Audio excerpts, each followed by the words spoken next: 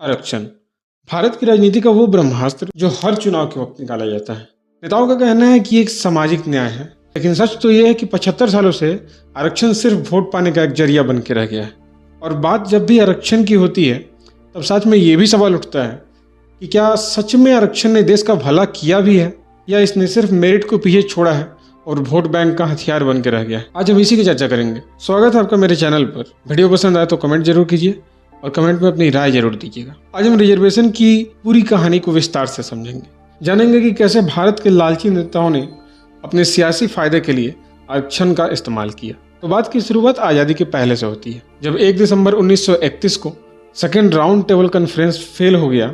British prime minister Ramsay McDonald ने 16 अगस्त 1932 को अंबेडकर की मांग से प्रभावित होकर और डिवाइड एंड रूल की पॉलिसी के लिए एक अपॉर्चुनिटी को देखते हुए दलित कम्युनिटी के लिए एक सेपरेट इलेक्टोरेट की घोषणा की, जिसे उसने एक कम्युनल अवार्ड का नाम दिया। गांधी जी ने जेल में रहते हुए इसका कड़ा विरोध किया और आमरण अनशन पर बैठ गए, मगर अंबेडकर से डील होने के बाद उनका यह आमरण अनशन टूटा और सेंट्रल लेजिस्लेचर में दलितों का सीट 71 से बढ़ाकर 148 कर दिया गया। यह एक बहुत ही इम्पोर्टेंट फैसला था जिसने आगे चल के आरक्षण की दिशा तय की।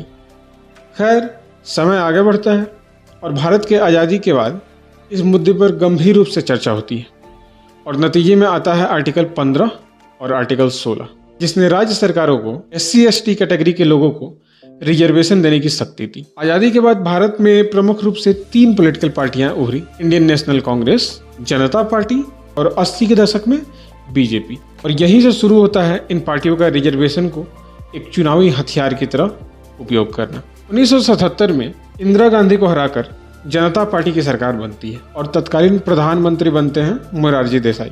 मगर कोई स्ट्रॉन्ग वोटर सपोर्ट ना होने के कारण उन्हें अपनी सरकार डगमगाती दिखी और साथ में उन्हें दिखा 1931 का किया हुआ एक आउटडेटेड पॉपुलेशन सेंसस। और वो पॉपुलेशन सेंसस यह बताता था कि भारत में जो आज ओबीसी कैटेगरी के लोग जाने जाते हैं, उन ओबीसी की जनसंख्या 50% है, जो कि एक बहुत बड़ा वोट बैंक था जनता पार्टी की सरकार के लिए।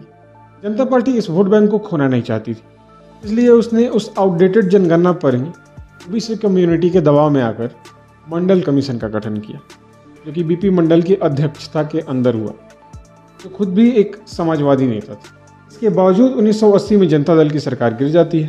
खैर, समय आगे बढ़ता है और 2 दिसंबर 1989 को राजीव गांधी को हराने के बाद वीपी सिंह की सरकार बनती है। VP Singh as prime minister of India चुने जाते हैं और अपनी सरकार बनाते हैं।